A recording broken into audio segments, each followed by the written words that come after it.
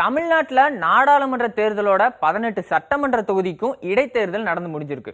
முடிவுகளுக்காக 23ஆம் தேதி எதிர்பார்த்து காத்துக்கிட்டு இருக்காங்க. மேலும் 4 தொகுதிகளுக்கு இடைத்தேர்தல் நடக்க போகுது.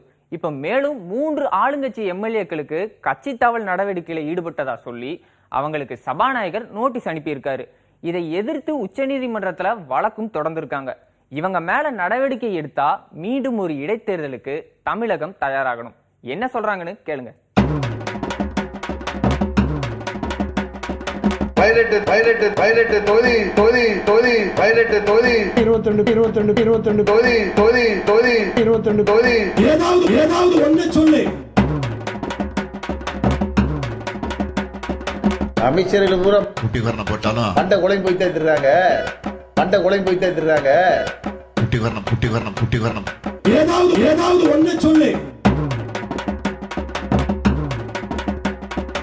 உண்மையை சொல்லுகிறேன், கேள்வி வைத்துக் கொள்ளுங்கள். நம்பினாலும் சரி, கேள்வி வைத்துக் கொள்ளுங்கள். நம்பாவிட்டாலும் சரி, கேள்வி வைத்துக் கொள்ளுங்கள். சொல்லி உண்மையை சொல்லி நம்பினாலும் சொல்லி நம்பாவிட்டாலும் சொல்லி கேள்வி வைத்துக் கொள்ளுங்கள். சொல்லி ஒண்ணு சொல்லு. ஏதாவது ஒண்ணு சொல்லு. 100 மே 23ஆம் தேதி 100 2021 ஜூன். ஏதாவது ஒண்ணு சொல்லு. May May June May June May June May May May May June ஒண்ணு சொல்லு.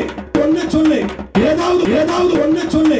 மே சிச்சி ஜூன் மே ஜூன் இந்த ஜூன் இல்ல, 2020 ஜூன். 100 words. பண்டை குழம்பு வெயில் அடிக்கிற அடிக்கு அப்படிதான் பேசுவான்னு நினைக்கிறேன். இடைத்தேர்தல் என்றாலும் முக்கியமான தேர்தல் என்கிறதால ஆளும் கட்சியும் எதிர்கட்சியும் போட்டி போட்டுக்கிட்டு 4 தொகுதியிலும் சுத்தி வர்றாங்க. வாக்காளர்களின் மனசை கொள்ளையடிப்பதில் நடக்கும் போட்டிய பாவனையில சொல்ல வரோம், பார்க்கலாம் வாங்க.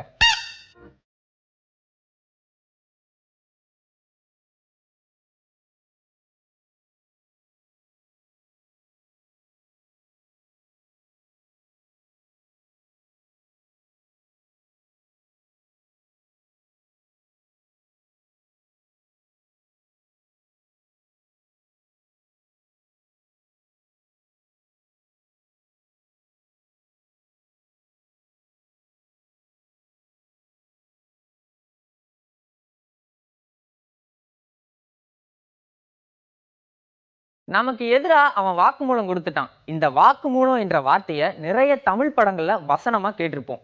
வாக்குமூலம் கொடுக்கறதுங்கிறது வெறும் குற்றச்செயல்களுக்கு மட்டும் இல்ல, பல்வேறு விஷயங்களுக்கு அஃபிடவிட்னு ஒண்ணு நம்ம தாக்கல் செய்யறோம். தேர்தலில் போட்டி போடுறவங்க கூட அஃபிடவிட் தாக்கல் செஞ்சாகணும்.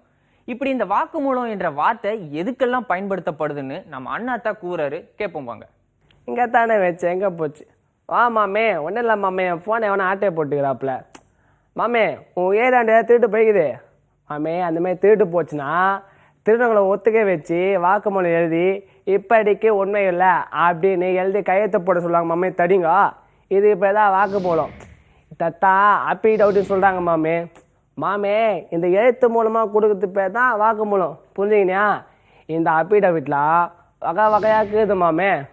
அது என்னப்பா அப்பிடவிட்டு அப்படின்னா என்னப்பா அப்படின்னு கேட்குறியா? அதாவது மாமே, இந்த சொத்தெல்லாம் எழுதி வாங்குறப்போ கொடுக்குற பத்திரம் வாக்குமூலம் தான்.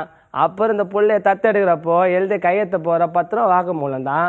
அது மட்டும் இல்லை மாமே, இந்த பேங்க்கில் லோன் வாங்குறப்போ பக்கமாக கையெழுத்து போட பார்த்தியா, அது பேரும் அப்பிடவிட் தான்.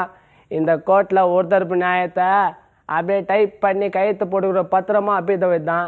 ஆனால் மாமே, இந்த சிக்கன் பண்ண கேஸுக்காரனு ஒத்துக்கின மாதிரி ஒரு வாக்குமூலத்தை தனிங்கோ கோர்ட்டில் நீதிபதிக்கிட்ட தாக்கல் செஞ்சாங்க வச்சுக்க மாமே.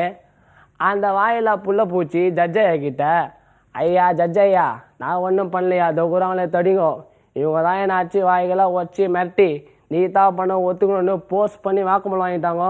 இந்த நியாயத்தை நீங்களே கேளுங்க அப்படின்னு சொல்லிட்டாங்க மாமே. அதுதான் மேட்ரு அந்த போடும். ஒன்றும் இல்லை மாமே, வாக்குமூலம் செல்லாம் போடும். அதேமாரி தடிங்களை தபால் தத்த வச்சு ஆக்ஷன் எடுத்துருவார் நம்ம ஜட்ஜையா, புரிஞ்சுக்கினியா?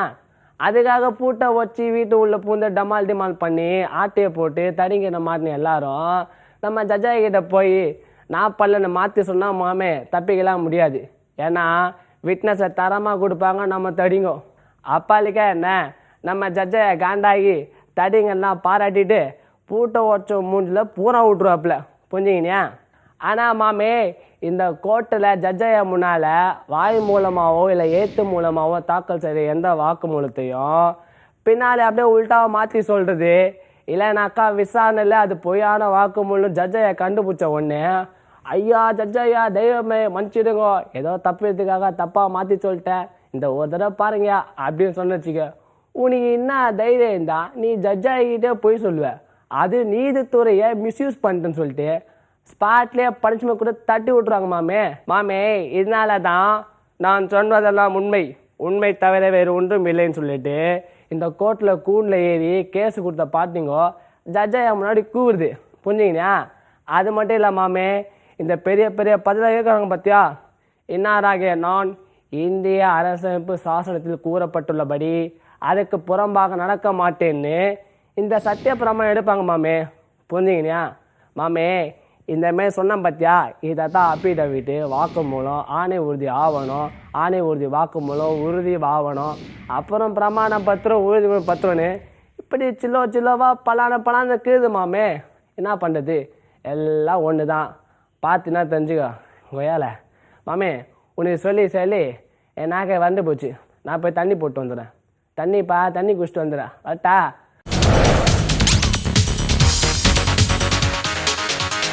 இந்த வாரம் தமிழக அரசியல் தலைவர்களின் உரையிலிருந்து விழுந்த வார்த்தைகளை எடுத்து மாலையை தொடுத்து தந்திருக்கோம், பார்க்கலாமாங்க. ஒருத்தன் 1000 ரூபாய் தரான் அவன்ட்டு ஒருத்தன் வாங்கிக்கிட்டான். ஒருத்தன் 5000 ரூபாய் தரான் அவன்ட்டு வாங்கிட்டான். அவனை கூப்பிட்டு எல்லாத்துக்கிட்டுமே காசு வாங்கிட்டா யாருக்குடா ஓட்டு போடுவேன்னு கேட்டோம். அவன் சொன்ன அந்த 200 ரூபாய் மனமொழி கொடுத்தாலும் சார் அவனுக்கு தான் நான் ஓட்டு போடுவேன். ஏன்டா நம்மனா அவன் தான் கொஞ்சமா கொடுத்தான் கொஞ்சமா லஞ்சம் வாங்குவான். இது ரொம்ப பெருமையோடு இருக்கான்.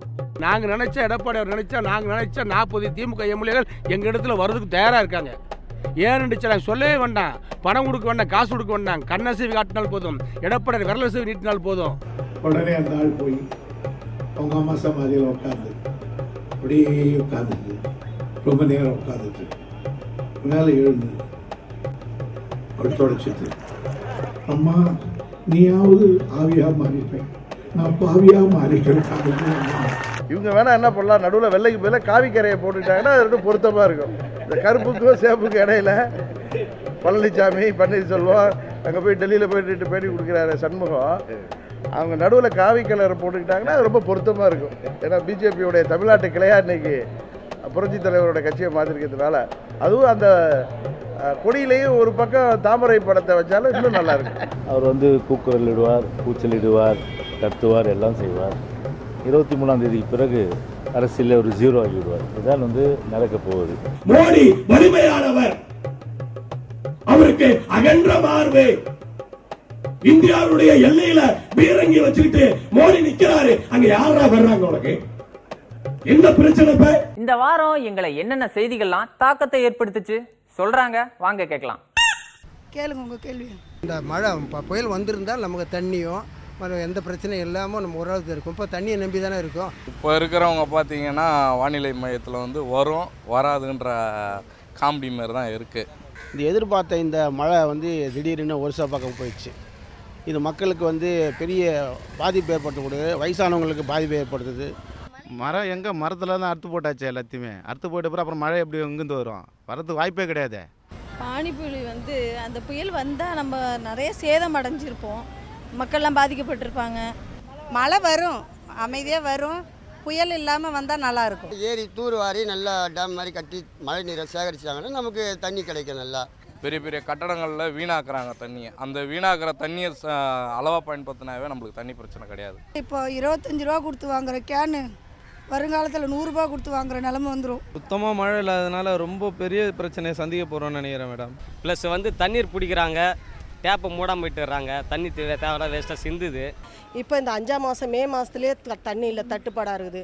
இன்னும் இந்த 3 மாதத்துக்கு தண்ணிக்கு எவ்வளோ பாடுபட போகிறோன்னு தெரியல. நம்ம பூமியை நம்ம காப்பாற்றணுங்க, அரசாங்கம் அதுக்கு உதவணுங்க. கொஞ்சம் கூட தண்ணியை வேஸ்ட் பண்ணாமல் எல்லாத்தையும் மழையோட ஒரு ட்ராப் கூட வேஸ்ட் பண்ணாமல் எல்லாத்தையுமே வந்து பூமிக்கு நம்ம கொண்டு போகிற பட்சத்தில் இன் ஃப்யூச்சரில் தண்ணி பிரச்சனை இல்லாமல் நம்ம பாதுகாத்துக்கலாம். 2 வருஷத்துக்கு முன்னாடி பெஞ்ச மழையெல்லாம் கொஞ்சம் சேவ் பண்ணியிருந்தால் இவ்வளோ பிரச்சனை வந்திருக்காருன்னு தான் நினைக்கிறேன். தண்ணி கஷ்டத்தை கொஞ்சம் எந்த ஆட்சி வந்தாலும் எந்த அரசியல்வாதியாக இருந்தாலும் தமிழ்நாட்டுக்கு தண்ணி கஷ்டத்தை இந்த 3 மாதத்தை கொஞ்சம் போக்கினாங்கன்னா மழை வர வரையிலும் தண்ணி கஷ்டத்தை போக்கினாங்கன்னா போதும்.